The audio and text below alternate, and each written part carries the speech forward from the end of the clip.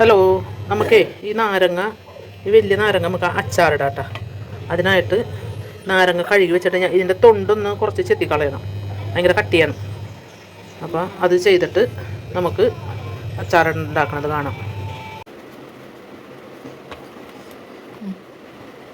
ഒരു പ്രാവശ്യം ഞാൻ ഈ തൊണ്ടോടുകൂടി, എനിക്കറിയാൻ പാടില്ലായിരുന്നു, തൊണ്ടോടുകൂടി ഇട്ടിട്ട് ഭയങ്കര പാടായിരുന്നു, ഭയങ്കര കട്ടിയായിരുന്നു, കഴിച്ചിട്ട് പാടില്ലായിരുന്നു.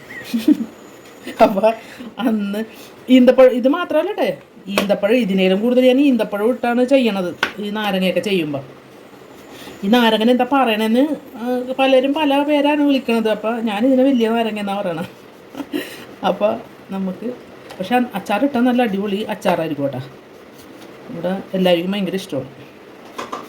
അപ്പോൾ ഇതെല്ലാം വൃത്തിയാക്കി കട്ട് ചെയ്ത് എടുത്തിട്ടുണ്ട്. ഒരു പ്രാവശ്യമേ പറ്റുള്ളൂ നമുക്ക് ആ തൊണ്ടോടുകൂടി തിന്നിട്ട്. വെറുതെ ഇത്രയും കട്ടിയുള്ള സാധനമല്ലേ. നമുക്ക് അച്ചാറിന് വേണ്ട ഇൻഗ്രീഡിയൻസ് എന്തൊക്കെയാണെന്ന് നോക്കാം. നാരങ്ങ, അത് തൊണ്ട് ചെത്തി കുരു കളഞ്ഞ് പീസാക്കി റെഡിയാക്കി വെച്ചേക്കണം. പിന്നെ ഡേറ്റ്സ് കട്ട് ചെയ്തത്, മുളക് പൊടി, മഞ്ഞൾപ്പൊടി, വെളുത്തുള്ളി, ഇഞ്ചി ഞാൻ കുറച്ചെടുക്കുള്ളൂ, വെളുത്തുള്ളി അധികം കൊടുക്കും. പിന്നെ കായം, ഉലുവ, കടുക്, വിനീഗർ, ഇത്രയും സാധനങ്ങൾ വേണം. ഇനി നമുക്ക് അച്ചാറുണ്ടാക്കുന്നത് കാണാം. നമുക്ക് ഡേറ്റ്സ് എല്ലാം കൂടി ഇട്ടിട്ട് ഒന്ന് വേവിക്കണം, അല്ലെങ്കിൽ എന്താണ് സോഫ്റ്റായി കിട്ടില്ല. അപ്പോൾ ഡേറ്റ്സ് എല്ലാം കൂടി ഇട്ടൊന്ന് ചട്ടിയിലിട്ട് വേവിക്കാം. നമുക്ക് അച്ചാറുണ്ടാക്കാൻ തുടങ്ങാം. ആദ്യം ചട്ടി വെച്ച് ചൂടായി എണ്ണ ഒഴിച്ച് നമുക്ക് കുറച്ച് എണ്ണ ചൂടായതിന് ശേഷം കടുക് ഇടാം. ചൂടാകട്ടെ, കടുക് ഇട്ടട്ടോ. എണ്ണ ചൂടായപ്പോൾ കടുകിട്ട്, കടുക് പൊട്ടിക്കഴിയുമ്പോൾ നമുക്ക് കുറച്ച് ഉലുവ, വെളുത്തുള്ളി, ഇഞ്ചി അങ്ങനെയുള്ള സാധനങ്ങളൊക്കെ ഇട്ട് അങ്ങോട്ട് വഴറ്റണം.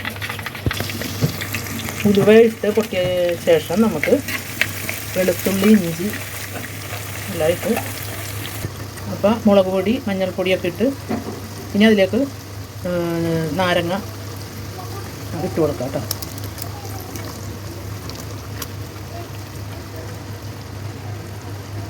നല്ലോണം ആ എണ്ണയിലിട്ട് വഴറ്റണം. അത് ഇത്ര വലിയ പീസാണെന്ന് നോക്കണ്ട, അത് നല്ലോണം ഇളക്കി കൂട്ടി വരുമ്പോൾ അതെല്ലാം ചെറിയതായി പോകുന്നു. അപ്പം നാരങ്ങ ഇട്ടിട്ട് ഇത് നല്ലോണം വഴറ്റി എണ്ണയൊക്കെ തെളിഞ്ഞ് വന്നിട്ടുണ്ട്. അപ്പോൾ അതിന് ശേഷം ഈ ഡേറ്റ്സ് കട്ട് ചെയ്തത് ഇതിലേക്ക് ഇട്ട് നല്ലോണം ഇളക്കണം. ഡേറ്റ്സ് ഞാനിതിൽ നല്ലോണം ഇടും കേട്ടോ. അപ്പോൾ എല്ലാം കൂടി ഇളക്കി യോജിപ്പിച്ച് മിക്സ് ചെയ്ത് അച്ചാർ റെഡി.